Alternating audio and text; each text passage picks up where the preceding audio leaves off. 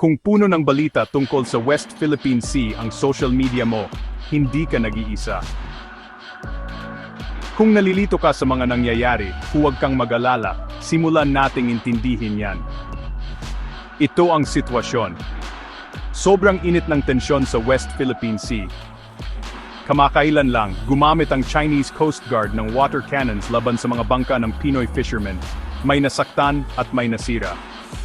5 for Fes. Bakit? Kasi parehong inaangkin ng Pilipinas at China ang ilang bahagi ng lugar na yan, lalo na ang Scarborough at Ayungin Shoal. Pero, ayon sa desisyon ng International Court noong 2016, atin daw yan, pero ayaw tanggapin ng China.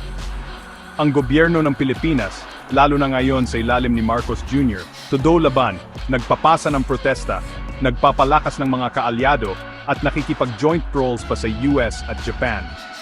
Suportado tayo ng mga kaibigan natin sa ibang bansa, kaya mas lalong umiinit ang sitwasyon. Sa madaling salita, gusto ng China ng kontrol, pero ang Pilipinas hindi nagpapatalo. Higit pa ito sa labanan sa tubig. Ito ay tungkol sa pagtatanggol sa ating mga karapatan, sa ating mga mangingisda, at sa kinabukasan ng ating bansa.